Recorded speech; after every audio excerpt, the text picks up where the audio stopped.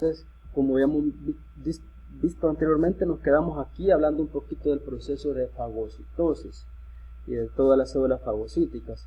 Hoy vamos a comenzar y avanzar con otro tema, otro mecanismo que tiene que ver con la inmunidad innata. En este caso ya dejamos por un lado las células que fagocitan o que se comen a las bacterias o al antígeno o al agente invasor, y vamos a hablar hoy de los linfocitos citolíticos naturales, conocidos también como linfocitos natural killer, o sea, células asesinas. Entonces, que son estas son células sumamente de tamaño considerable, son muy parecidos a los linfocitos T y representan del 10 al 15% de los leucocitos que encontramos en sangre. Entonces, esos van a ser de tamaño considerable. Estos linfocitos natural killer contribuyen a la inmunidad innata. Estos nos ayudan y nos protegen contra virus y otros patógenos, sobre todo los que son intracelulares, o sea, que crecen, su hospedero definitivo es dentro de la célula.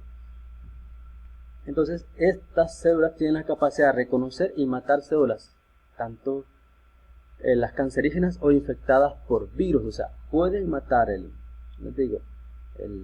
virus como tal, pero si el virus ya infectó, ya está dentro de la célula, también pueden detectar que la célula está infectada con virus y destruir esa célula y destruir los microorganismos que han sido formados dentro de la célula. Y, por supuesto, matan a las células cancerígenas que mencionamos ahí. Hay dos tipos de receptores de superficie de estos, uno que es similar a una lectina que se une a proteínas, pero no a carbohidratos, sobre todo reconoce proteínas, cadenas de proteínas. Estos también tienen receptores similares a inmunoglobulinas citolíticas, ¿ya? Esos killer immunoglobulin light son proteínas tipo anticuerpos que reconocen a moléculas del complejo mayor de histocompatibilidad. Aquí hablamos ya, más adelante vamos a ver este tema ese complejo el que nos ayuda a detectar algo extraño del organismo, de lo nuestro, diferencia muy bien lo que es extraño al cuerpo y lo que pertenece al cuerpo. Eso es lo que hace el MHC. Apréndanse esas iniciales, que es el complejo mayor de histocompatibilidad. Y este es el tipo 1, porque son dos tipos, el tipo 1 y el tipo 2. Estos receptores de linfocitos tienen también inhibidores como activadores, o sea, tienen esa doble función. Entonces, ahí aparecen, si ustedes se fijan, aquí están los dos tipos de receptores, uno de activación y uno de inhibición. Ahí lo tienen. Y lo que tienen estas células killer, que son, ya decíamos, que producen grandes cantidades o contienen grandes cantidades de perforinas y grancinas. No vamos a entrar en detalle de qué son ellas, pero al final son de naturaleza proteica y son las que realizan las acciones citolíticas de destrucción, de romper las células del agente infeccioso. Luego hablemos un poco del sistema de complemento, que es otro mecanismo de la inmunidad innata que también está involucrado en la inmunidad adaptativa.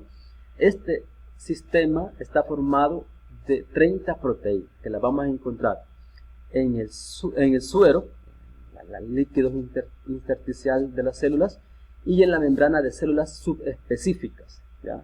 Sobre todo en algunas membranas específicas de células, que interactúan. En este caso, esas proteínas van a interactuar entre ellas para desarrollar una cascada de reacciones, diríamos, bioquímicas secuenciales, que al final son las que van a activar el complemento, de una cascada de reacciones secuenciales. Cuando se activa el complemento, se inicia esas reacciones bioquímicas. Y al final, el producto final de esa cascada, si cascada significa una gran cantidad de reacciones secuenciales químicas, que al final esas reacciones bioquímicas lisis causan destrucción de la pared celular, o destrucción de los patógenos como tal. Eso es lo que hace el complemento, pero es como producto de una variedad de reacciones. Todo lo que ustedes ven acá, CA4, CA4B, CA4A, todo esto indica las diferentes reacciones que se van dando, que al final son encaminadas y están formar o a dar como tal la lisis celular. Ya creo que esto no lo decimos, pero sí hay que manejarlo, que hablar de complemento es hablar de esas 30 proteínas que tienen 3 vías de activación del complemento: la clásica, la alternativa y la de la lectina. La vía clásica vamos a decir que es la que está relacionada con el sistema, se activa por acción del complejo antígeno anticuerpo. Eso podemos decir específicamente que es una reacción de la inmunidad adaptativa.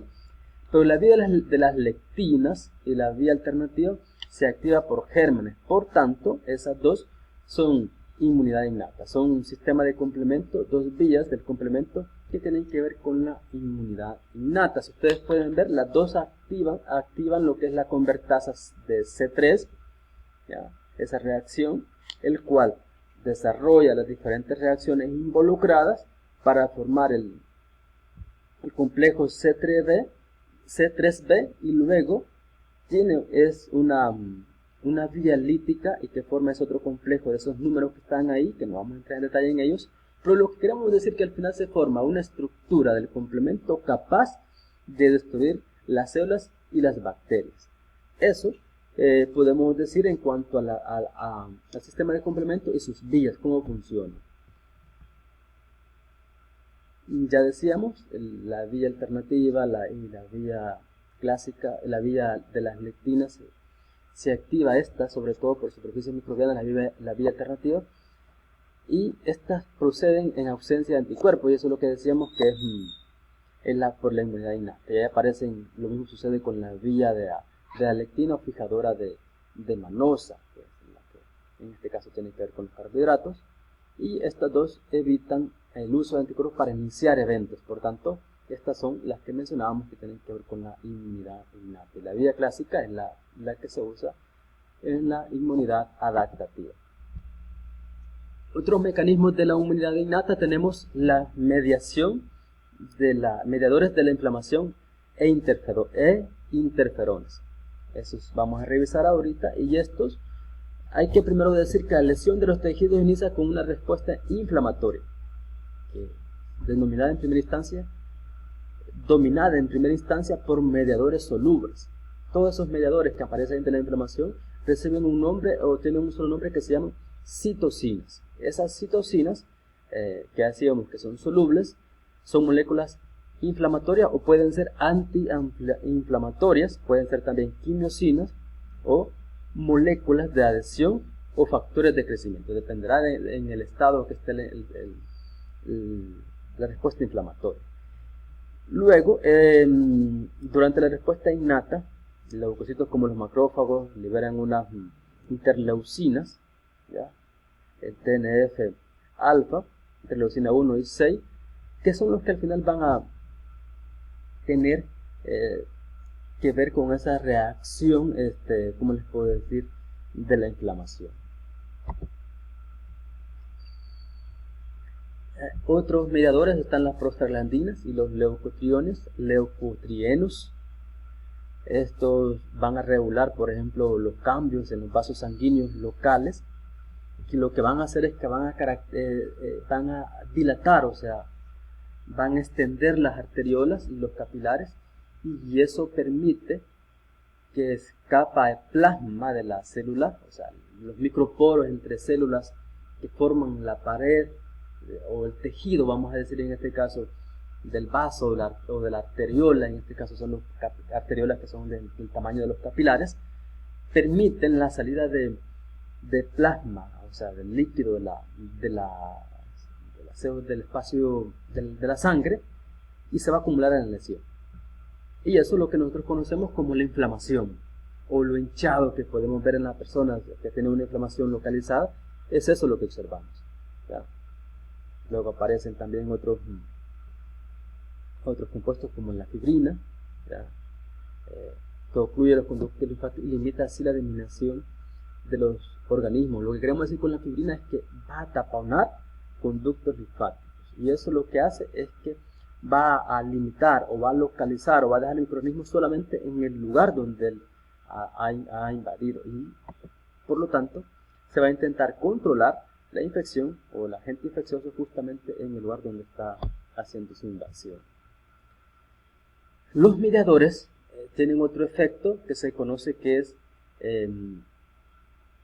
inducir cambios en la expresión de moléculas de adhesión expresadas en la superficie de las células endoteliales y leucocitarias o leucocitos. Estas proteínas son selectinas e interinas que van a provocar que los leucocitos se adhieran a las células endoteliales y en consecuencia promuevan su movimiento a través de la pared celular. Vean, en lo anterior decíamos que una de las funciones es, decíamos que era como dilatar las células de la pared, de las arteriolas y de los capilares. Ya y eso permite la salida de plasma. En esta función de esos mediadores que están en la superficie de las células endoteliales y leucocitos, permite que estas proteínas que están en la superficie ahí se adhieran a las células endoteliales y en consecuencia promuevan, en este caso, que los leucocitos salgan del torrente sanguíneo y vayan justamente a la zona donde esté localizada la infección. Es otro de las funciones que creo que es sumamente importante para controlar y mandar células inmunológicas para contener la infección que está en un lugar específico del cuerpo, de la persona infectada. Entonces, ya decíamos, las células se pegan a las paredes de los capilares y después migran hacia afuera de ellos. Por ese proceso que se llama extravasación, literalmente es como traspasar la pared o la parte de la pared de los capilares o el tejido capilar para dirigirse hacia el irritante, hacia el agente infeccioso. A esa migración se le conoce quimiotaxia. Hay células que estimulan ese oxidado, la estimulación de proteínas del oxidado inflamatorio, que incluyendo algunas quimiosinas que permiten, o ¿cómo les puedo decir? Hacen que mandan una señal a estos linfocitos para que puedan migrar fuera del tejido sanguíneo, de la sangre, de la arteriola o del capilar, para llegar justo donde está la infección. Y encontramos esos fagocitos migran al sitio de la infección, iniciando lo que conocen la fagocitosis de los microorganismos. Esos también mediadores de la inflamación son los involucrados, son la causa de que nosotros y yo, ustedes y yo, en ciertos momentos que tengamos una infección bien puesta, podamos sentirlo, se nos sube la temperatura en nuestro cuerpo. Es lo que conocemos como fiebre. Ya, eso es parte de una respuesta inflamatoria y es una manifestación sistémica común y como les puedo decir, síntomas cardinales de las enfermedades. O sea, cualquier enfermedad infecciosa en buena parte siempre va a causar fiebre, tiene que ver y está relacionado con estos mediadores. La temperatura corporal está relacionada con un centro de termorregulador, un termostato diría yo, que se encuentra en el hipotálamo, y ya hay sustancias capaces de inducir esa fiebre. Por ejemplo, esas sustancias capaces de inducir fiebre se le llama pirógenes. Yo diría que son los que se inhiben con la acetaminofén, con el medicamento que usamos nosotros para bajar la fiebre. Entonces, la fiebre. Entonces, son endotoxinas de bacterias, ¿vean? Gram negativas son las que producen esos pirógenos, y algunas citocinas también tienen esa función de pirógenos para inducir lo que es la fiebre. La fiebre, diríamos, como tal, alguien puede decir, licenciado, ¿es mala o no la fiebre? Pues solamente indica una infección aguda, indica que el cuerpo quiere subir la temperatura para las reacciones inmunológicas, realizarlas mucho más rápidas para contener la infección, pero hay un momento que si se pasa de ciertos niveles de fiebre pudiéramos entrar en situaciones peligrosas para nuestro cuerpo. Por lo tanto se debe de controlar los niveles de temperatura en nuestro cuerpo. Luego tenemos los interferones, que son otros mediadores otros que tienen funciones, son otras citocinas que tienen una función esencial. O sea, es sumamente importante los interferones en nuestro cuerpo porque son los que nos van a defender son los que son nuestra línea de defensa contra las infecciones víricas. Apréndanse eso porque son como preguntas así tal cual de examen. Por ejemplo, la función de estos son citocinas importantes que tienen una función esencial en la defensa contra virus, para infecciones víricas, y que van a poner por ahí los interferones. También ayudan con otro tipo de organismos que son intracelulares. En este caso, por ejemplo, el Toxoplasma gondii, que es uno de los que tiene que ver que es transmitido por triatoma inmediata, la famosa chinche. Entonces, la mayoría de los interferones nos ayudan, son los que controlan la mayoría de las infecciones por microorganismos que crecen intracelularmente.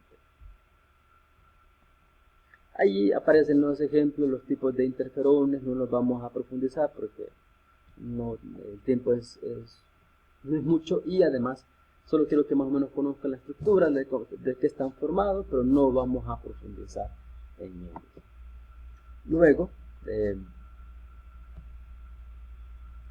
aquí especifica cómo que se da el proceso de la inflamación. Dice que después de entrar a una célula un virus inicia la replicación. En este caso, sobre todo, vamos a explicar cómo funcionan los interferones. Sobre todo los interferones inicia su replicación y su base nucleica interactúa con sensores microbianos específicos. Ustedes pueden ver, la vez pasada veíamos los TLR 379 que están relacionados con lo que es con los virus, y ahí aparecen otros sensores que no vimos. El hecho de que el TLE, esos sensores identifiquen la presencia de virus, entonces esta interacción manda mensajes para que se produzca dentro de la célula lo que nosotros conocemos como los interferones. ¿Ya? Los interferones, en este caso, eso que tenemos acá, lambda, creo que está Y, permítanme confirmarlo, que actualmente se maneja una gran variedad. No, ese es gamma. Esta que tenemos acá es gamma. Entonces, ese interferón gamma se produce en linfocitos NK, activados en respuestas inmunitarias innatas, y por linfocitos T, sensibilizados para en respuestas inmunitarias adaptativas. Entonces, en linfocitos T y en linfocitos NK se activan los interferones gamma. Los interleucina 2 y interleucina 12 son capaces de activar la producción también de interleucinas gamma en los linfocitos T. Hay que decir que son los que decíamos nos protegen específicamente para la replicación vírica. También comparten actividades biológicas que se superponen. O sea, estamos diciendo que como acciones antivirales y efectos contra la proliferación y actividades de inmunoreguladores. Pero tenemos un problema, que a veces estos no coinciden. Por ejemplo, el interferón beta se utiliza de forma exitosa para tratar pacientes con esclerosis múltiple, con este tipo de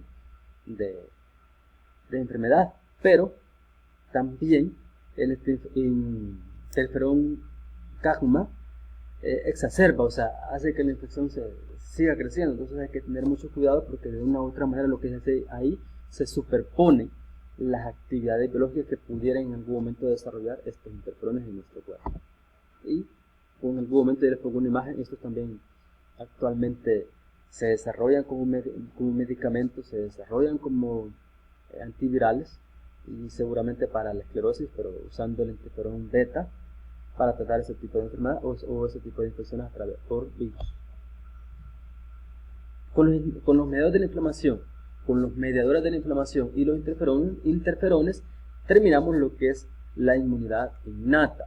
Ustedes se recordarán que la inmunidad innata comenzábamos con las células de la flora normal, que es nuestra primera, pues se puede decir, barrera. Y luego está la barrera de las células epiteliales o endoteliales, las cuales también protegen como barrera, pero también tanto las bacterias y estas células formaban bacteriocinas que destruyen al agente invasor. Luego aparecen como tal, cuando llegan ya los macrófagos a la zona de la infección. Estos tienen sensores que al final son los que van a activar otros componentes celulares, y se da como tal en mayor medida lo que conocemos, mayor cantidad de células fagocitarias, y pues se comen literalmente a las bacterias. Y luego también existen los linfocitos citolíticos naturales, que son las células killer, que estas no se comen a las bacterias, sino literalmente las destruyen, ¿ya? Y el sistema de complemento, que hablábamos de un complejo de 30 proteínas relacionado con un complejo de reacción en cascada de diferentes reacciones químicas que se hacen por 3 vías. 2 vías son de la inmunidad innata y una vía de la inmunidad adaptativa, que al final lo que hacen es activar ese conjunto de reacciones que generan como producto final la lisis celular, la destrucción de la célula. Y luego hablamos de los mediadores de la inflamación y los interferones. Entonces, estos son los temas, estos son los mecanismos relacionados con la inmunidad innata. Ahorita vamos a comenzar con la inmunidad adaptativa. La inmunidad adaptativa es muy específica. Ya no es como la inmunidad innata, que responde a cualquier microorganismo o agente invasor. La adaptativa es específica según la memoria que tenga del antígeno, de los antígenos del agente invasor. Y la ventaja que responde de forma rápida y contundente, o sea, rápida, y pues va a controlar fácilmente a la infección. Ustedes pueden ver, pues, en este caso del paciente, si usted entra en contacto con un agente viral, por ejemplo, de la tos. A veces en casa algunos tienen tos y usted no le da. ¿Y por qué no me da? Pues significa que usted ya tuvo contacto con ese virus y tiene ya inmunidad adaptativa para este, y por lo tanto pues la infección va a ser controlada y usted no en ningún momento va a padecer ninguna sintomatología. Igual pasa con el tema de las vacunas, que es se colocan las vacunas para promover la inmunidad adaptativa, y por eso muchas de las enfermedades que se controlan a través de vacunas pues no tienen ninguna prevalencia de incidencia que presente sintomatología. Y se caracteriza esta inmunidad adaptativa porque es mediada por anticuerpos y conducida por células. Esos son los dos elementos muy característicos de esta inmunidad. Aquí tenemos ejemplos de lo que se ha hecho en las pruebas que se hacen en ratón. Hay que decir que la inmunidad por anticuerpos se le llama inmunidad humoral, y la inmunidad celular aparecen ya como tal células involucradas. En el caso de la inmunidad humoral, lo que aparecen son linfocitos B, que unidos a los linfocitos B con el antígeno, ya estos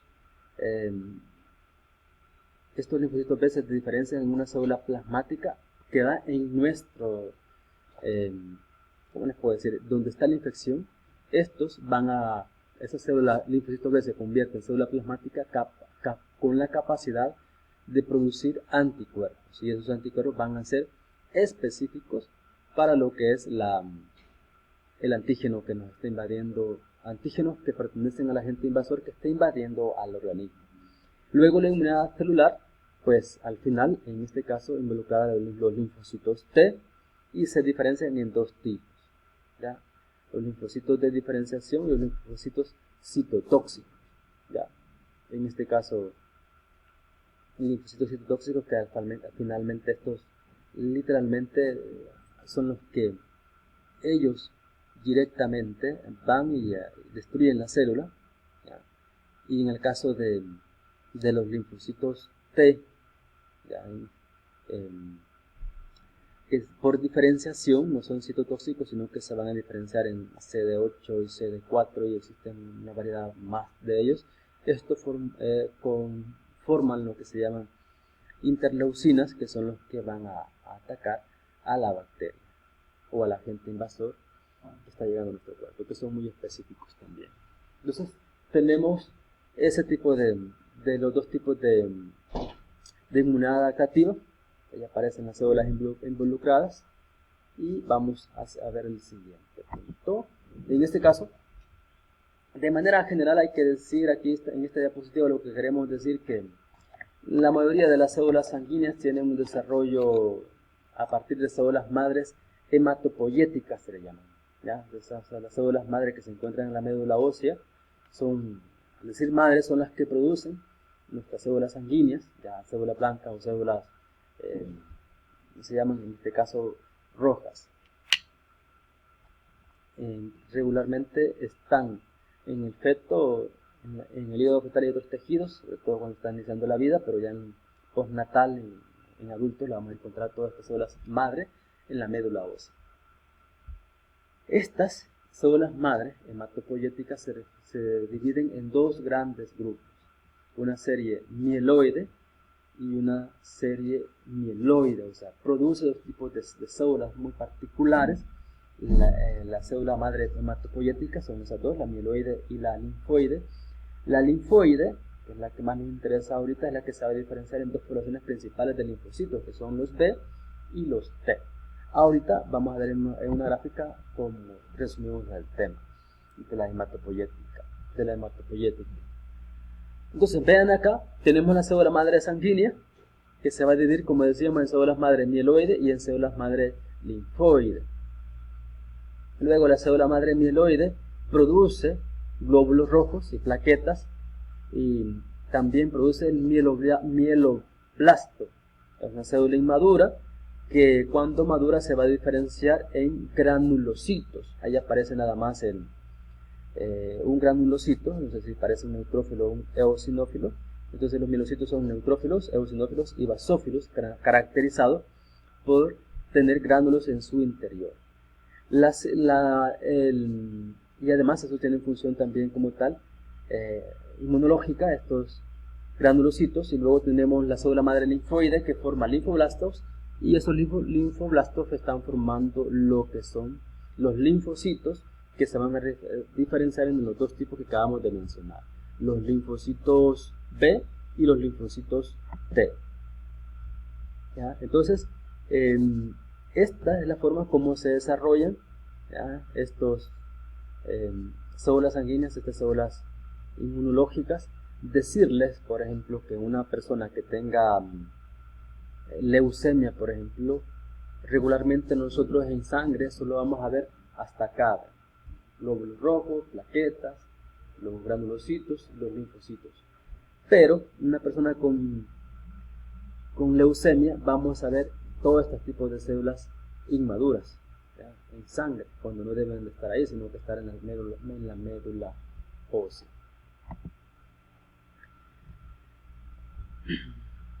Entonces ya decíamos que donde se desarrollan estas células madres precursoras de los linfocitos, estas linfocitos B reestructuran sus genes de inmunoglobulinas y expresan un único receptor de antígenos sobre su superficie. Después de este paso, los linfocitos miran a un órgano, aquí por ejemplo un órgano linfático secundario como el vaso, y pueden activarse por un encuentro con un antígeno, y a partir de estos linfocitos pueden transformarse en plasmocitos secretores de anticuerpos. Igual los linfocitos ustedes se producen en médula ósea a través de esas células madre hematopoyéticas que se transportan al timo para madurar. Ahí se van a recombinar, experimenta recombinación con el BDJ del DNA de la cadena beta de receptor de linfocitos TCR o TCR receptor, y del DNA de la cadena alfa del TCR, del receptor de la célula T. No vamos a entrar en detalle qué significa eso, porque no es el punto, sino entender la importancia de estos en la respuesta inmunológica adaptativa. Entonces, después que ha ocurrido esta reestructuración, o la maduración, diría yo, del linfocito T, hay una reestructuración del TCR, de los receptores, y ya han terminado las selecciones positivas y negativas. Estas células forman, al final, cuando llega ese proceso de maduración a través de esas actividades que mencionamos acá, los linfocitos se van a formar en subclases, en dos grandes subclases. Tenemos los linfocitos CD4 y los linfocitos CD8, que al final estos dos tipos de diferenciación de linfocitos T son los encargados los responsables de la inmunidad mediada por células. Aquí aparece de manera resumida el linfocito T inmaduro, aquí entra en contacto con el antígeno, ya. Ese antígeno es presentado por una célula, una CPA o ACP, que presenta el antígeno y lo hace a través del, miren, el complejo de el mayor de histocompatibilidad, presenta el antígeno. Aquí está el TCR, que es el receptor de célula T, que detecta el antígeno, y ese antígeno pues al final hace que el linfocito T madure y pueda tener transformarse en dos tipos de subclases. Un linfocito T colaborador maduro y un linfocito T citotóxico maduro. Entonces, la célula T inmadura, al entrar en contacto con el antígeno, madura en dos subclases, subclases de linfocitos, que es el CD4 positivo y el CD8 positivo. Este citotóxico ataca directamente a la célula, lo va a hacer a través de otro tipo de sustancias, pero lo importante yo quisiera nada más hacer ese comentario, que el colaborador, diríamos que de una u otra manera, es el que regula la función inmunológica, controla y organiza la reacción inmunológica a través de la reacción inmunológica a través de las células. Y por ejemplo, en el caso del virus del VIH, es complicado para el organismo, para los seres vivos, porque el VIH tiene afinidad para el CD4, para el linfocito CD4, se adueña de esos linfocitos, y pues de una u otra manera, al afectar y bajar el número del linfocito CD4 en nuestro organismo, pues hace que nosotros los seres humanos seamos muy susceptibles a sufrir cualquier enfermedad. Es como que el sistema inmunológico celular le quitáramos su cabeza, el que lleva la estrategia del ataque inmunológico. Entonces ese es el problema que se tiene, sobre todo con VIH, porque afecta específicamente a ese linfocito. Y pues por ejemplo, para estar viendo cómo va avanzando la enfermedad y qué tan cerca está para producirse lo que es el síndrome de inmunodeficiencia adquirido, SIDA, se miden las copias del virus y la cantidad de CD4. Si la cantidad de CD4 va en disminución considerable, pues eso significa que la persona está próxima a desarrollar el síndrome, el SIDA. Pero si la cantidad de copias del virus está controlado, porque ya hay hasta cierto punto, no para sanar completamente, pero para controlar la replicación del virus, y pues tener una buena cantidad de CD4 y la copia del virus bajo, pues eso indica un diagnóstico de la persona que está evolucionando bien y que va a tardar mucho a pasar de ser VIH positivo a pasar al síndrome como tal SIDA. Okay. Los antígenos. Ese es uno de los puntos importantes cuando hablamos de la inmunidad humoral. El antígeno como tal es una sustancia que va a reaccionar con un anticuerpo. En este caso también los inmunógenos inducen una respuesta inmunitaria. Eso es un inmunógeno, uno que tiene la capacidad de inducir una respuesta inmunitaria, y la mayoría de estos inmunógenos son antígenos. ¿Qué es lo que caracteriza a estos antígenos? A estos antígenos, entre ellos se encuentran lo siguiente. Primero,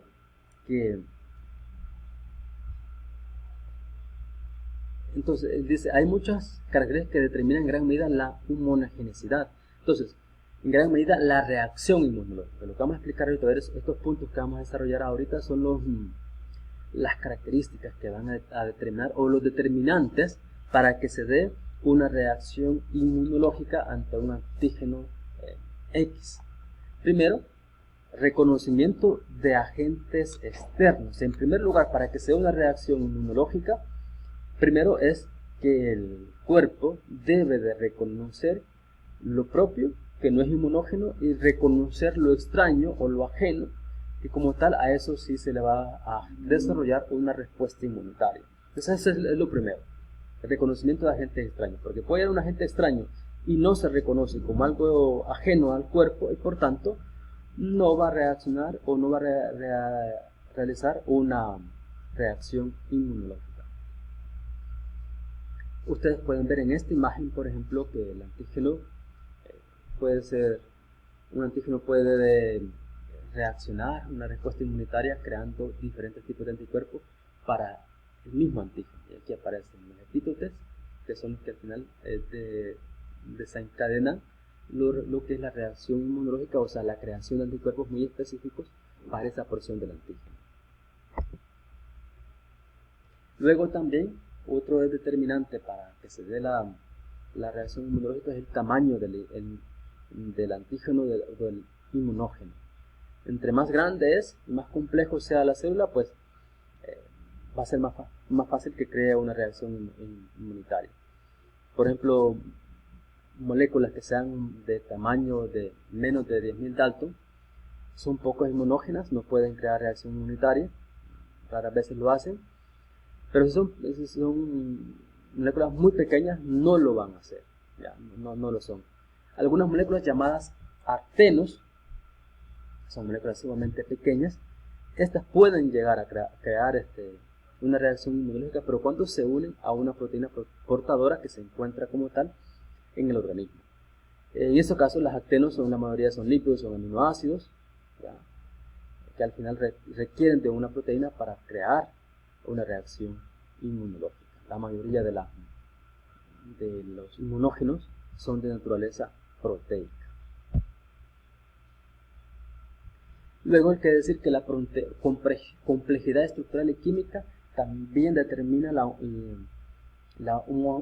inmunogenicidad de un antígeno. En este caso, por ejemplo, si es una proteína que está formada por homopolímeros o una cadena peptídica formada por homopolímeros, en este caso hablamos que está formada por un solo tipo de aminoácidos. Existen más o menos 22 o 21 aminoácidos diferentes. Imaginen que un homopolímero significa que es una cadena polipeptídica o peptídica formada por un solo tipo de aminoácidos. Entonces eso lo hace menos inmunogénico, con menos capacidad de crear una reacción inmunológica.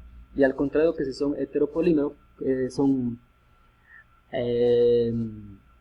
péptidos o proteínas formadas, en este caso yo diría que siguen siendo péptidos, formadas por aminoácidos diferentes. Y eso hace que la capacidad inmunológica pues se vea mucho más fácil. Luego, la constitución genética del hospedador. En este caso, tiene que ver con el complejo mayor de histocompatibilidad con sus alelos, que son los que determinan si algo es extraño o no a nuestro cuerpo. Se ha detectado, por ejemplo, que dos razas de la misma especie animal pudieran en algún momento responder de forma distinta al mismo antígeno. Y luego, la dosis y vía y momento de la administración de antígenos también afectan la homogeneidad. Incluyen la concentración, la vía y el momento de administración. En este caso, hablamos de la concentración en la cantidad del antígeno que llega, la cantidad. Y luego la vía, ¿por qué vía llega? Por ejemplo, si aquí yo diría que este punto está relacionado con el aspecto de la vacuna, por ejemplo. Estamos de acuerdo la cantidad del inmunógeno que lleva la vacuna, por ejemplo, la vía, si es vía cutánea, vía subcutánea, vía muscular que se pone la vacuna, o vía oral, por ejemplo. La vía oral sería la menos indicada, pero hay para la polio, por ejemplo, que se sigue poniendo vía oral, que crea una reacción inmunológica. ¿Ya? Y igual en el momento de la administración del antígeno también cuenta, o sea, depende del estado que se encuentra el paciente en ese momento, puede o no crear una reacción inmunológica. Ya lo decíamos que esto está muy relacionado con la creación de vacunas, para diseñar vacunas y potenciar la inmunogenicidad de las personas. Okay. Voy a pasar lista en este momento, les dije que voy a pasar lista para ver quiénes estamos presentes. Quiero tener mayor control de los que estamos en clases, así que por favor estén pendientes para estar presente cuando escuchen su nombre.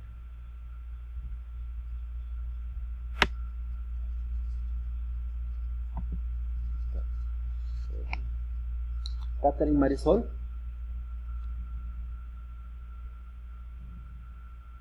Wendy Lisette. Néstor Antonio. Paola Alejandra. María Mabel.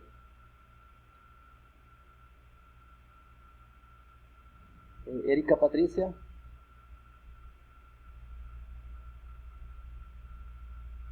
Carmen Lisette,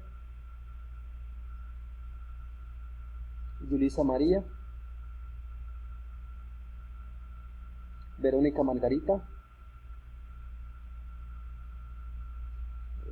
Patricia Veraliz,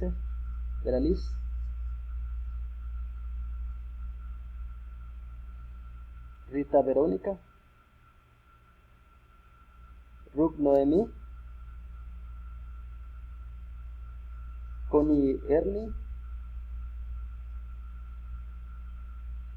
Fernando Javier,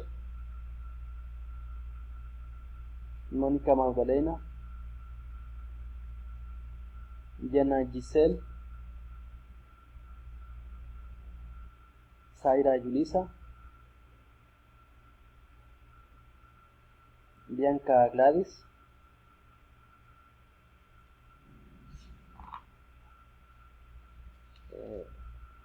Catherine Estefanía, Josué Antonio, Wendy Maribel, Mónica Damari, Edwin Alexander, Marvin Giovanni, Jorge Alexander,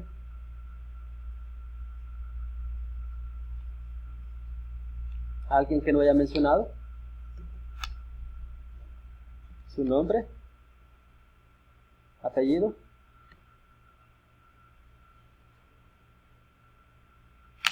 Sí, quizás no. Okay.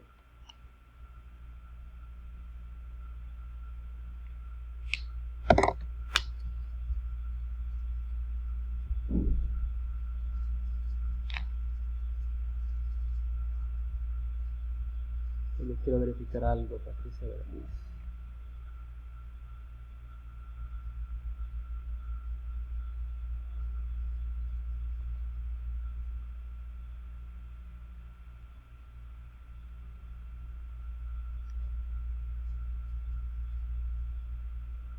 Lo estoy revisando con la asistencia de laboratorio, oigan, está verificando cómo vamos, si los que me están faltando en clases son los que nos llegan al laboratorio para informar el dato. Bueno, parece que Diana Giselle tampoco aparece en el laboratorio.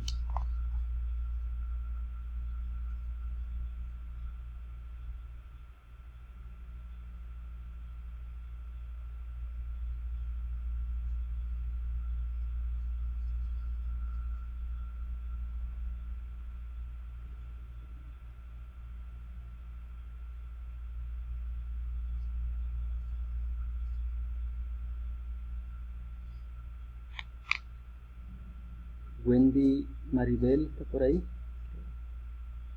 No me aparece su nombre aquí en el laboratorio, pero está oyendo el laboratorio. Wendy. No, tampoco ha llegado al laboratorio. Muy bien. Vamos a continuar. Vamos a ver hasta dónde llegamos.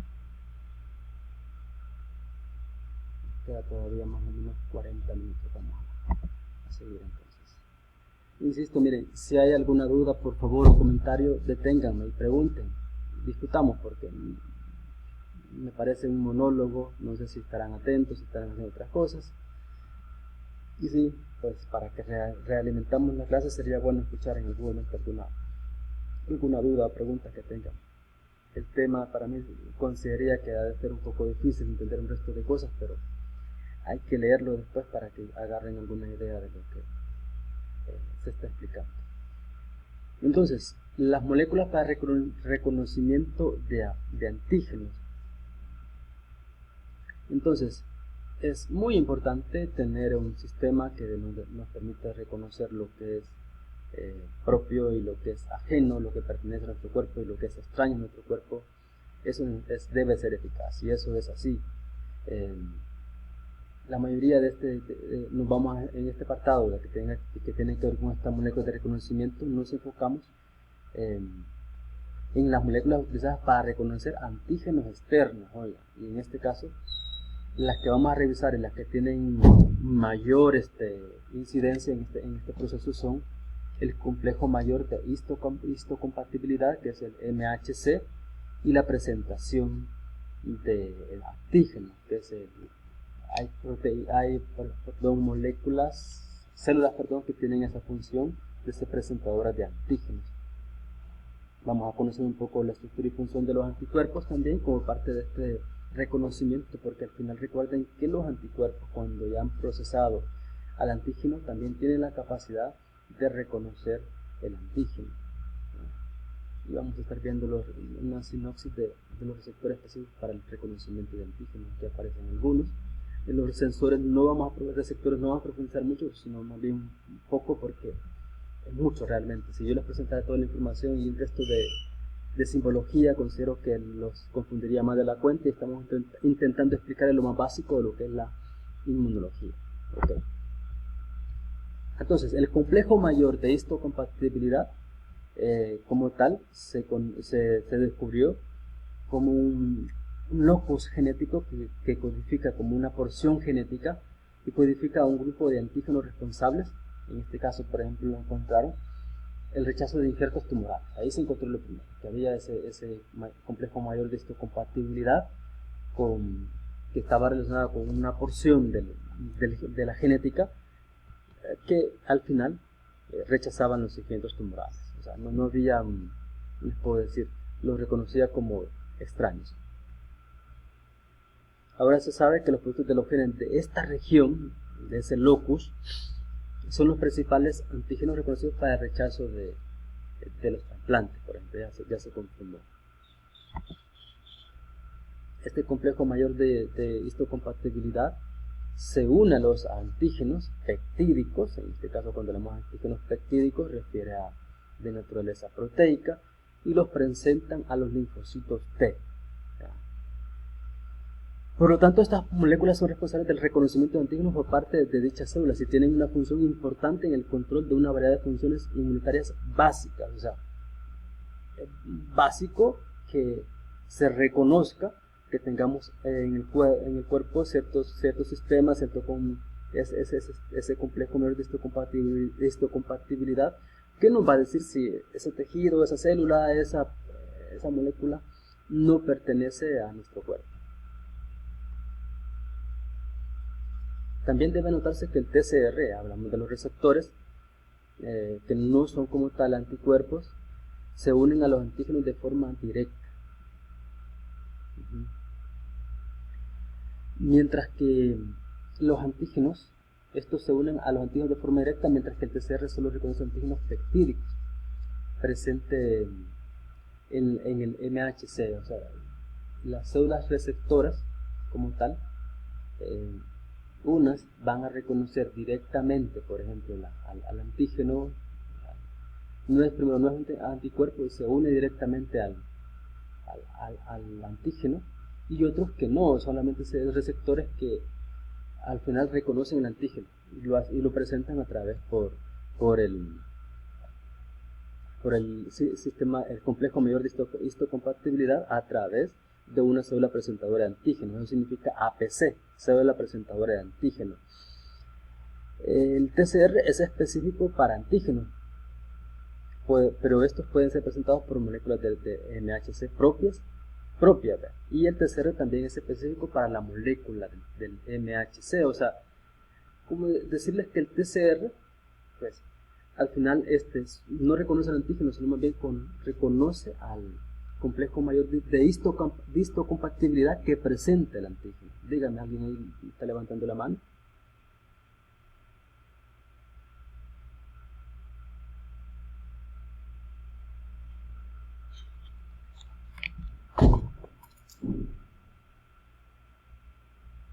¿Apellidos suyos?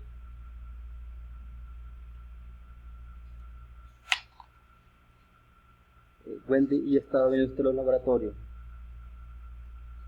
que la tengo sin asistencia. ¿Cuál me dijo el apellido?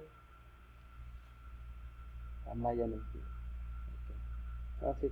Sí la tengo, que sí está en los laboratorios. Muy bien. Bueno. Entonces, fíjense que es interesante porque el complejo mayor de histocompatibilidad creado de manera in vitro no lo reconoce el TCR, o sea, ese receptor que está en la superficie de la célula T no reconoce el MHC, ese complejo que se pudiera crear de manera in vitro en el laboratorio, por ejemplo. Entonces, eso sería un problema para estar creando ese tipo de moléculas para que nos ayuden en el reconocimiento de las moléculas ajenas a nuestro cuerpo. A esto se le conoce como restricción del MHC, o sea, del complejo mayor de histocompatibilidad, que no ha sido creado propiamente por el organismo. La presentación y procesamiento de los antígenos, ¿cómo funciona eso? Vean. El procesamiento y la presentación de los antígenos son distintivos de la respuesta inmunitaria adaptativa. Eso es lo primero que hay que decir. Ese proceso de presentación y procesamiento de antígenos es exclusivo de la inmunidad adaptativa. Entonces, este complejo de mecanismos de presentación y procesamiento de los antígenos comienza cuando los antígenos se vinculan con el MHC, con el complejo mayor de histocompatibilidad, propias para ser presentados a linfocitos T, que tienen los receptores apropiados para detectar a ese complejo mayor de histocompatibilidad al cual va adherido lo que es el antígeno. Entonces, las proteínas provenientes de antígenos exógenos como bacterias son internalizadas por los APC, en este caso son por las células dendríticas o macrófagos, son células, ¿cómo les puedo decir? Células presentadoras de antígeno que los desnaturalizan y destruyen las proteínas, destruyen de manera parcial la proteína dentro de las vesículas endocíticas de los macrófagos y de las células dendríticas, que al final esas vesículas, esa proteólisis parcial de las proteínas permite que se formen lo que conocemos nosotros como las porciones de los péptidos, las cadenas peptídicas, que van a retomarlo. En este caso ustedes pueden ver acá en el dibujo lo que son el MHC, el complejo mayor de histocompatibilidad, esa destrucción de esa bacteria que ha sido comida por la célula fagocítica, la destruyen y las porciones de proteína, que son aminoácidos péptidos, son los que va a tomar, que son específicamente esa porción, ¿cómo les puedo decir? Ese péptido muy particular que es antígeno, es el que lleva a la superficie lo que es el complejo mayor de histocompatibilidad para presentarlo como tal a las otras células que necesitan conocer y que se les diga a los linfocitos T, por ejemplo, este tipo de antígenos.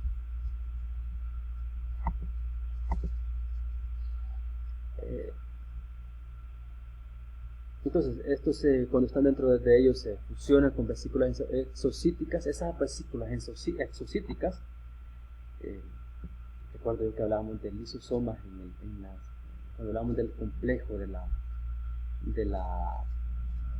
estructura de los organelos que tenía la célula eucariota, hablamos del sistema endoplásmico rugoso y liso, donde se forman las proteínas, y luego están las vesículas, donde van a estar el complejo mayor de histocompatibilidad clase 2, el cual se va a unir al fragmento peptídico, ¿ya? Que es literalmente ese fragmento peptídico del que vamos a conocer nosotros como antígeno, ¿ya? Es el que se va apropiado, que eventualmente se expresará en la superficie de la célula presentadora de antígenos, ¿ya? Y forma el complejo péptido MHC, o sea, péptido unido al complejo mayor de histocompatibilidad.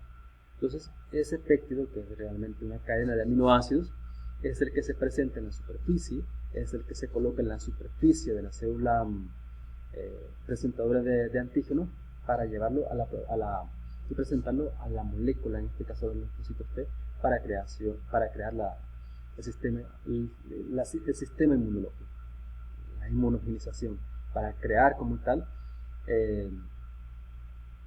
la respuesta inmunitaria. Y aquí podemos ver en la imagen cómo se hace el proceso de cómo es que se va formando.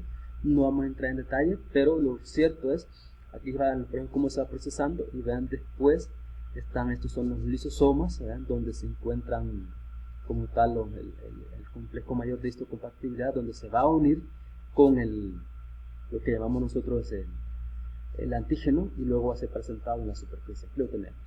Lo mismo sucede por esta vía, el aparato de Golgi, se forma con el complejo mayor de histocompatibilidad y se une con el antígeno, y en la vesícula es también presentado en la superficie del antígeno, y esto puede formarse a través de un antígeno exógeno que es comido por el macrófago, ¿ya? O por virus que son intracelulares que invadieron la célula, pero que son distribuidos dentro de la célula y que son procesados por los retículos endoplásmicos rugosos para formar las cadenas, la secuencia del péptido, del aminoácido, perdón, del péptido del antígeno, el cual al final se une al complejo mayor de histocompatibilidad para presentar como tal, si ustedes se fijan acá, lo que es el complejo mayor de histocompatibilidad y en la superficie el antígeno. Y al final estas células que han procesado el antígeno también se vuelven, como se dice ahí, en células presentadoras de antígenos. Hay que decirlo también, hay muchos virus, intentan derrotar esta respuesta inmunitaria, todo este proceso de destrucción del virus, de procesar el antígeno dentro de la célula para que se una al complejo mayor de histocompatibilidad, para ser presentado el complejo mayor de ese complejo que decíamos antígeno MHC en la superficie de las células, y eso lo hace por una proteína TAC que tiene, por ejemplo, del VIH, que de una u otra manera evita que se presente el antígeno, y eso hace la complejidad también para poder tratar lo que es el virus del VIH.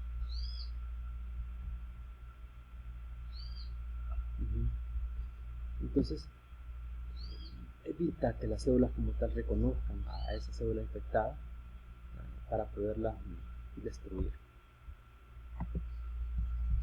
El linfocito B y anticuerpos. Entonces, en este caso ya hablamos de los linfocitos B, que son los que van a desarrollar una reacción humoral.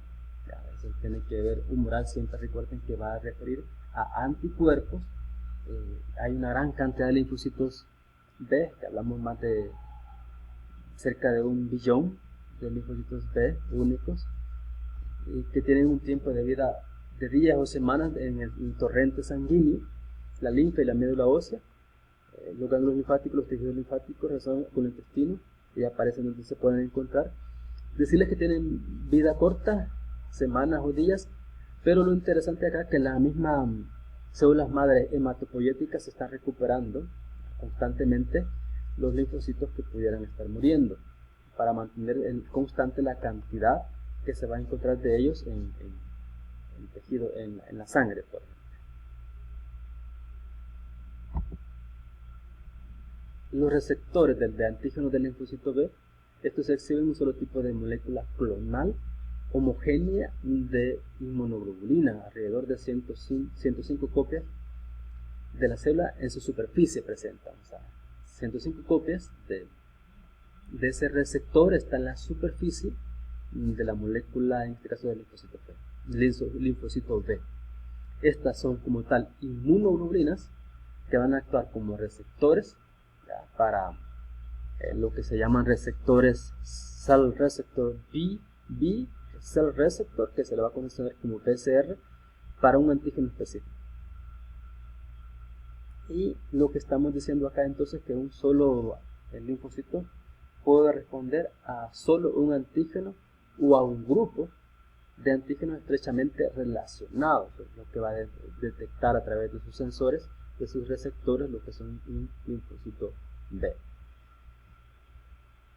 Un antígeno interactúa con el linfocito B con el que encaja mejor por virtud de su inmunoglobulina receptor en la superficie. Va a ser el que se encaje mejor. Aquí les muestro la imagen de los tenos que les mencioné al principio, en esta imagen van a verlo, acá, miren, el que encaje mejor, el anticuerpo que encaje menor con el antígeno. Ustedes pueden ver aquí literalmente es un encaje perfecto que debe darse como una llave que entra a una cerradura, tal cual así va a ser cada uno de los anticuerpos que van a encajar con antígenos específicos. Y aquí pueden ver que cada antígeno pudiera de una u otra manera tener diferentes puntos de encaje, epítopes, donde se pueden formar diferentes tipos de anticuerpos.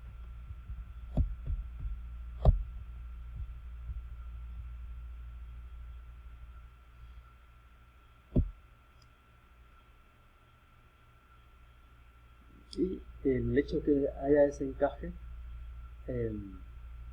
cuando se da eso, estimula la división de los linfocitos B y se estimula un clon o selección clonal específica para ese antígeno para el cual se encajó, que se unió a ese receptor. Entonces estos linfocitos B seleccionados proliferan y se van a transformar, esos clones que se han formado, se van a transformar ya no en linfocitos B, sino en plasmocitos. Y cuando son plasmocitos, como tal, estos linfocitos B secretan anticuerpos. ¿Ya? Y si la cantidad que crean de anticuerpos cada molécula es sumamente alta, por eso se dice que es una reacción rápida y que con una acción bastante eficiente.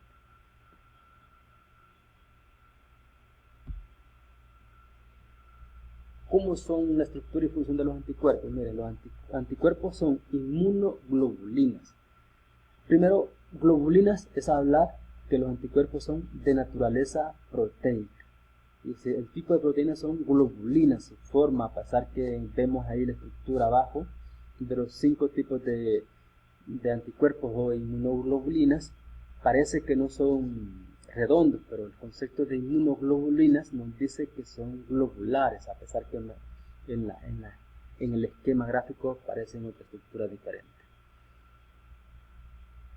Y estas anticuerpos que son inmunoglobulinas, que es una proteína en forma de globo, que tiene una función inmunológica, eso significa cuando dice la palabra inmunoglobulinas, ¿ya? Reaccionan de forma específica con el antígeno que estimuló su producción, ¿ya? ¿Ve? O sea, que el antígeno que se unió en primer lugar a las inmunoglobulinas que están alrededor del linfocito B se unieron al receptor y mandan señales para producir inmunoglobulinas, van a ser específicas para ese antígeno, ¿ya? Ustedes pueden ver cerca del 20% de las proteínas plasmáticas que andan en la parte líquida de la sangre son inmunoglobulinas, son anticuerpos. Los anticuerpos creados en respuesta a un solo antígeno complejo son heterogéneos debido a que son creados por muchos clones diferentes de células. O sea, no solo una célula puede estar creando el anticuerpo para X agente invasor o para X antígeno. Ahí estamos repitiendo lo que ya dijimos. Cada clon expresa un anticuerpo capaz de reaccionar con un determinante antígeno distinto, ubicado en el antígeno complejo. Es lo que vemos en la imagen que les presentaba, que cualquier antígeno puede tener dentro de él un determinante antigénico, un epítope. Nos referíamos a esta imagen, ¿no? Que un antígeno tiene la capacidad de crear para la unión específica. O sea, puede ser un antígeno que tenga 4 epítopes, 4 lugares con la capacidad de crear anticuerpos diferentes. A eso nos referimos cuando mencionamos el concepto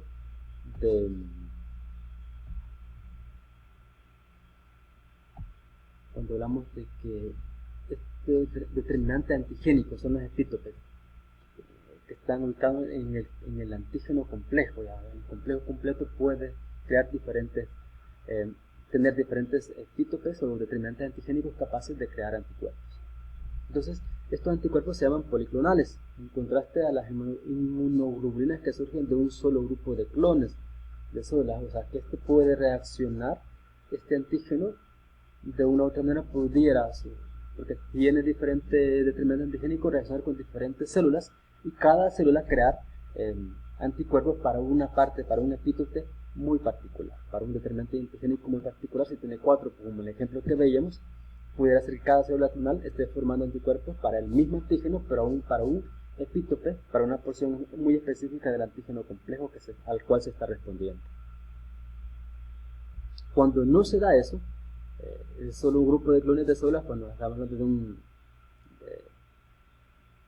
como un tumor de células plasmáticas, el mieloma, son homogéneos los anticuerpos que se forman, porque no es un solo tipo de anticuerpo. Y esos son anticuerpos monoclonales. Y estos se pueden producir, dice la literatura acá, de manera in vitro. Los linfocitos B y anticuerpos también, vamos a ver la estructura y función de los anticuerpos, cuántas proteínas existen. Hay que decir que las inmunoglobulinas, en primer lugar, su estructura, la estructura de ellas son comunes, se parecen, muy parecidas a las inmunoglobulinas.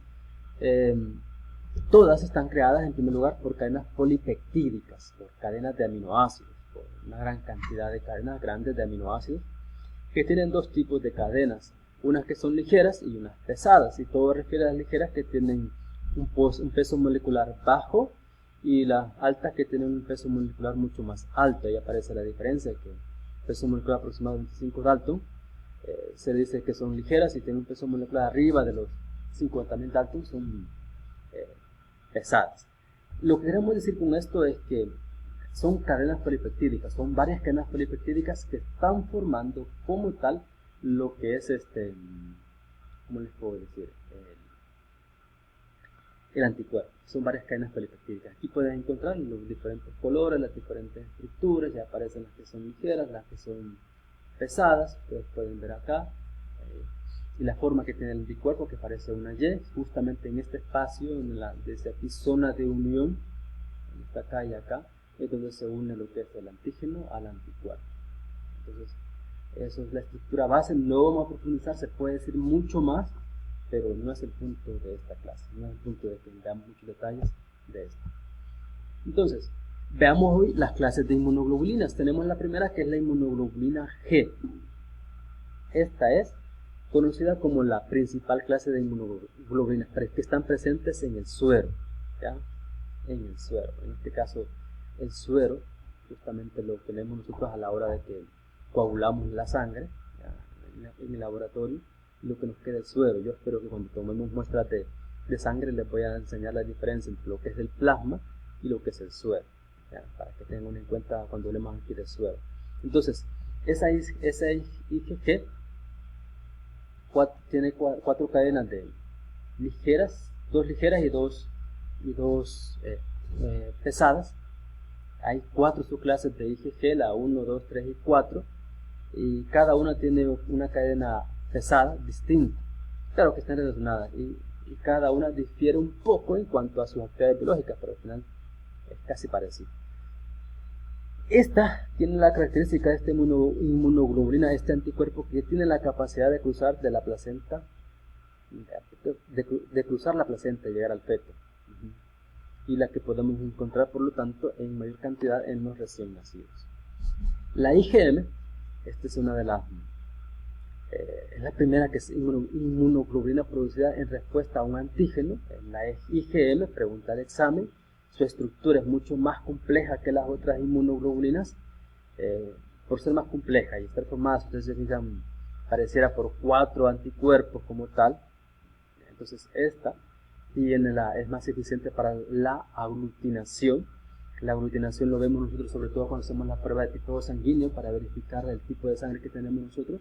Se usa esta IgM, ayuda también en la fijación del complemento y otras reacciones antígeno-anticuerpos. También es importante en la defensa contra bacterias y virus. Ya decíamos que es un pentámero formado por 4 proteínas, su peso bien alto, tiene 10 sitios idénticos de unión entre antígenos. Referimos aquí, este es un sitio, la parte roja y todas las Y son los pentámeros, es pentámero porque está formado por 5 moléculas, por 5 proteínas, y cada sitio de unión que dice que son 10 se refiere a las partes rojas de cada una de las proteínas o de la inmunoglobulina, y la valencia refiere justamente a la reacción de electrón, la interferencia de electrones con el antígeno, para que éste se una al anticuerpo. Eso se refiere con la valencia, que también refiere a esos sitios de unión que tienen estas moléculas. Luego la IgM es más eficiente para la aglutinación, ya lo habíamos dicho.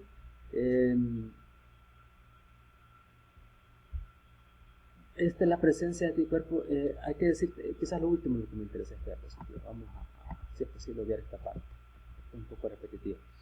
La presencia de este anticuerpo en el suero puede ser útil para diagnosticar ciertas enfermedades infecciosas, lo que quiere decir que en el laboratorio tenemos ciertas pruebas, dependerá de lo que mande el médico. Se puede detectar una infección aguda por la presencia de este anticuerpo. La presencia de este anticuerpo indica la presencia activa de cierta enfermedad, o que tiene muy pocos días de haberse expuesto a cierta enfermedad, por ejemplo. Entonces, por ejemplo, para virus, para COVID, por ejemplo, existen 3 tipos de pruebas. Existe la prueba de PCR, existe la prueba de antígeno y existe la prueba de anticuerpos. Existe esta, por ejemplo, medir la IgM para ver si hay IgM positivo, significa que es COVID positivo. Pero si encontramos la IgG, si no me equivoco, que es para infecciones mucho más antiguas, entonces diríamos que estuvo en contacto ya con el COVID, pero no indica que sea positivo. Entonces eso se puede ver con este tipo de la IgM. Esta por su complejidad no cruza la placenta, y si hay presencia de ella en el feto, es que hubo una infección intrauterina que el bebé sufrió justamente cuando estaba pasando por el útero a la hora de su nacimiento.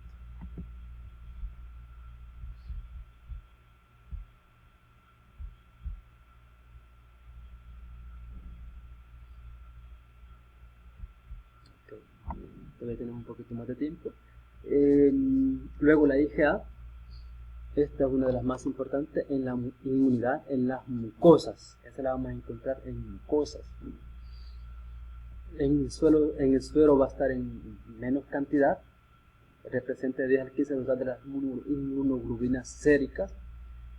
En contraste, esta inmunoglobulina predomina en las secreciones vasculares, por ejemplo, la que se le da, podemos decir, a la madre, al bebé, porque se encuentra en leche.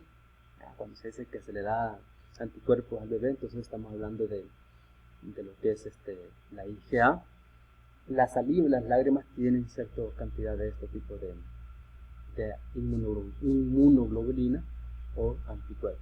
La imagen que está aquí no corresponde a esta, no es esa.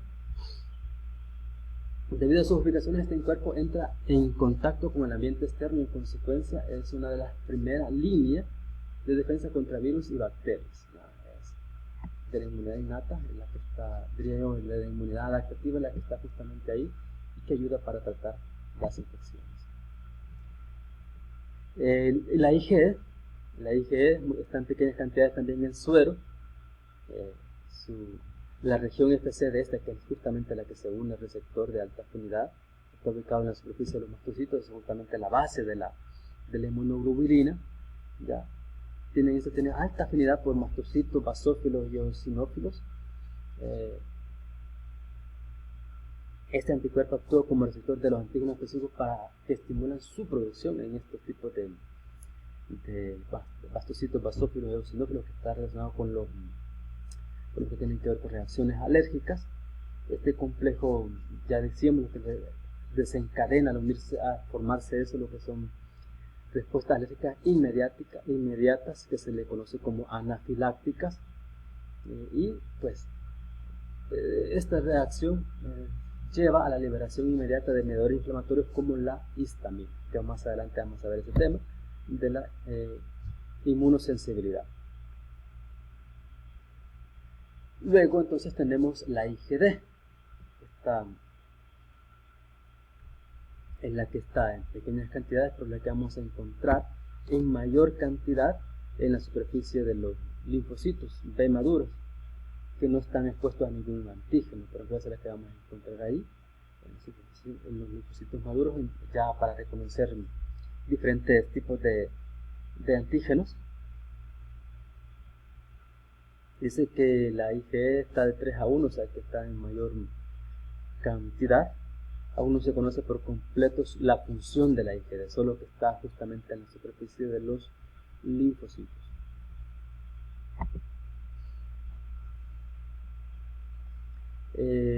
¿Cómo funciona la respuesta mediada por anticuerpos? Primero tiene que haber una respuesta primaria. Esa respuesta primaria es que el antígeno tiene que entrar en contacto por primera vez cuando un individuo se encuentra con un antígeno por primera vez. El anticuerpo que se produce se detecta en el suero días o semanas después.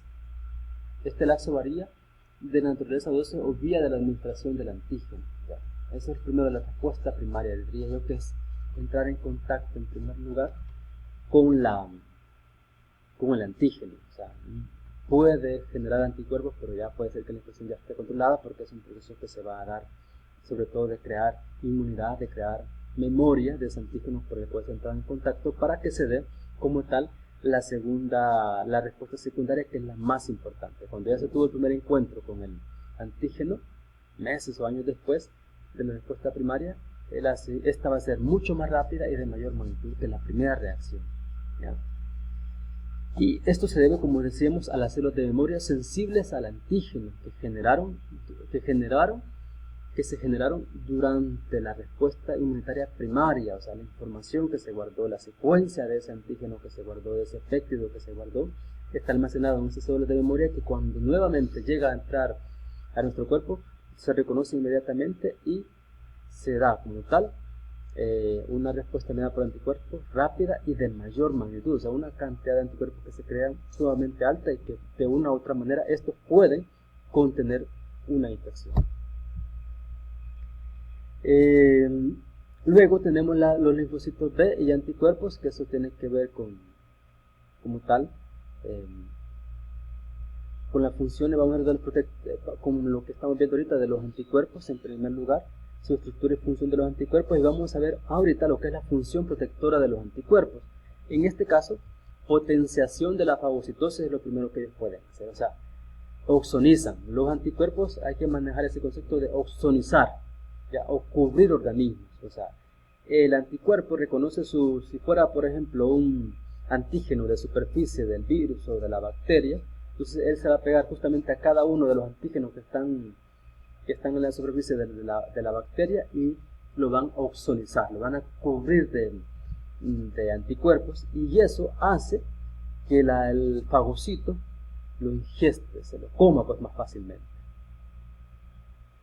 Entonces también se da la neutralización de virus.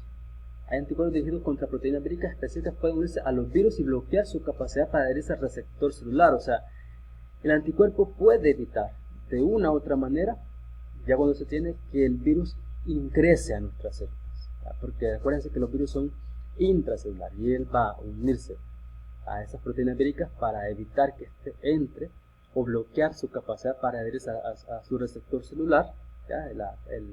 Uno puede decir, el anticuerpo se une a ese receptor y ya no permite que el virus se adhiera a esa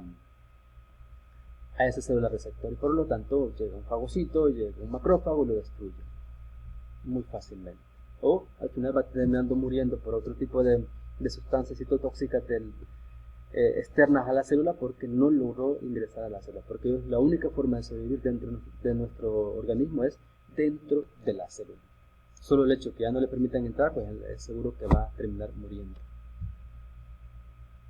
También los anticuerpos tienen una función de neutralización de toxinas.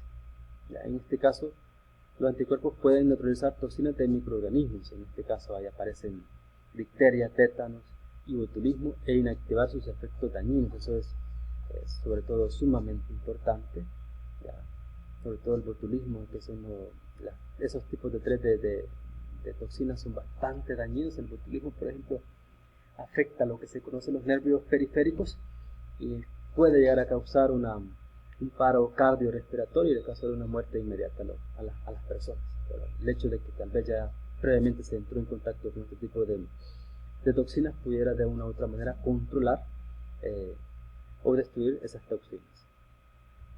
Y luego, por supuesto, hay una lisis mediada por el complemento, que es la inmunidad. Acuérdense que en la inmunidad innata hablamos también de complemento, pero el hecho que que se adhiera el anticuerpo a las proteínas víricas en células infectadas, eso hace que se active lo que es el sistema de complemento, tanto en células infectadas como en células cancerígenas. Se hace de esta manera, activa el sistema de complemento, y eso lleva al final a destruir como tal la célula. Eso es otro de las funciones de los anticuerpos. Y la última es una citotoxicidad dependiente de anticuerpos, que refiere que la adhesión de anticuerpos específicos para un virus o a proteínas víricas en una célula infectada puede inducir la destrucción lítica de dicha célula, ¿ya?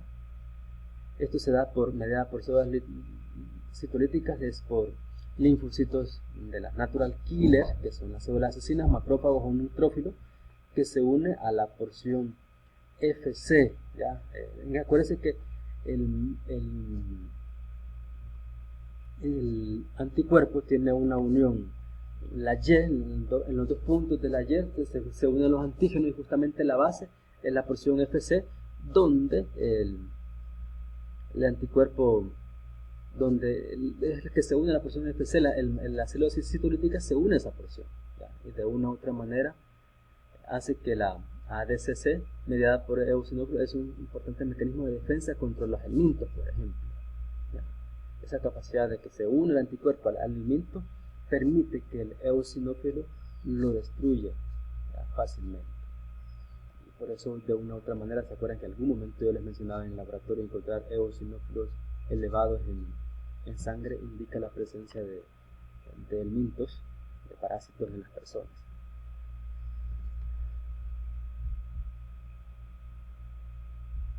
Y pues aquí dice como que el IgE literalmente es como una reacción alérgica como tal, porque los parásitos como los helmintos generan una reacción alérgica básica, que lo recubre el IgE, recubre el parásito, los eosinófilos se adhieren a esa porción y van a liberar el contenido de sus gránulos, que son citotóxicos, para este caso para los helmintos.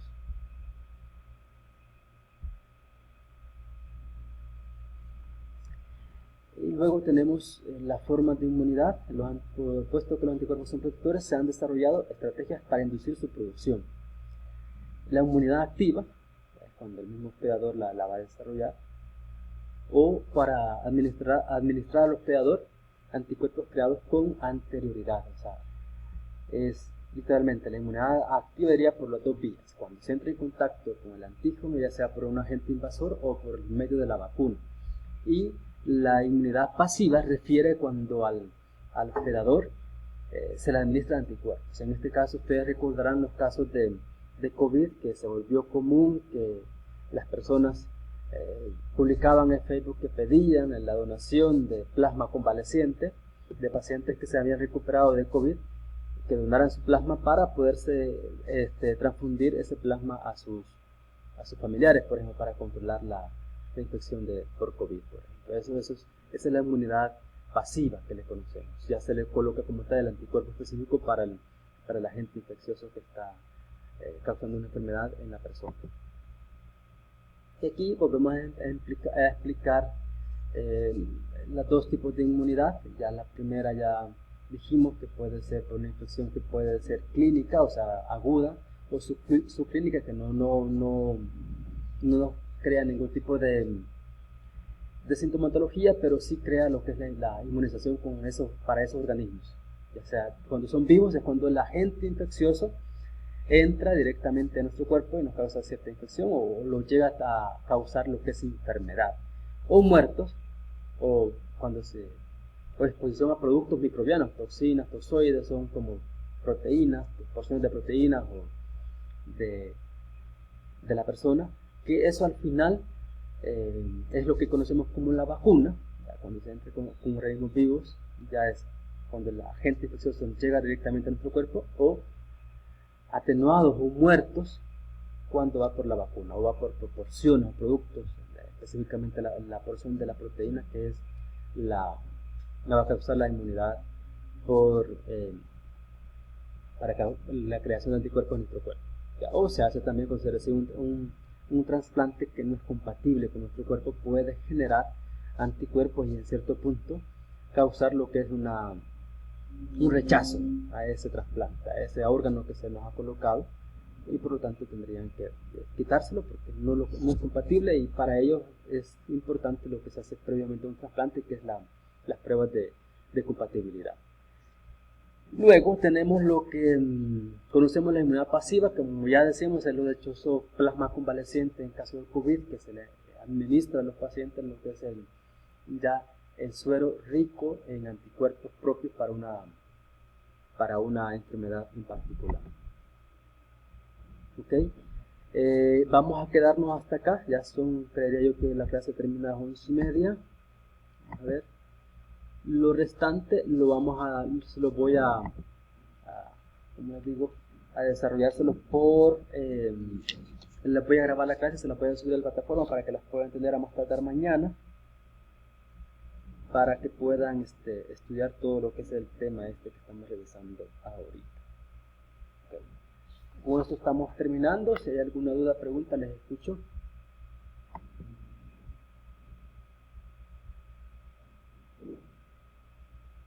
Diga.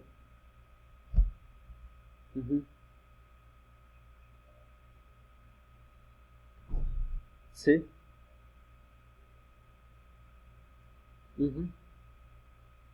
Sí. Yo consulté que si era por semana de parciales no iban a tener laboratorio, y me dijeron que sí, que la práctica se da solo hasta el final, cuando ya hagan los últimos parciales, pues ahí ya no van a haber prácticas de laboratorio. Así que hay que semana de parcial, pero ustedes tendrán la práctica de laboratorio hoy. Entonces sí hay que tener en cuenta lo que dice Fernando, para esa fecha traer los materiales que van a necesitar para la práctica. Espero yo que ya ustedes ya esté alguien consiguiéndolos para que los tengan listos. Yo les voy a indicar, espero hoy mismo buscar creo que si algunos ya revisaron el manual, ya encontraron el lugar donde está la práctica de venopunción, si no, pues igual les voy a indicar yo cuál es. Okay. Entonces, con esto termino yo la clase. Si hay alguna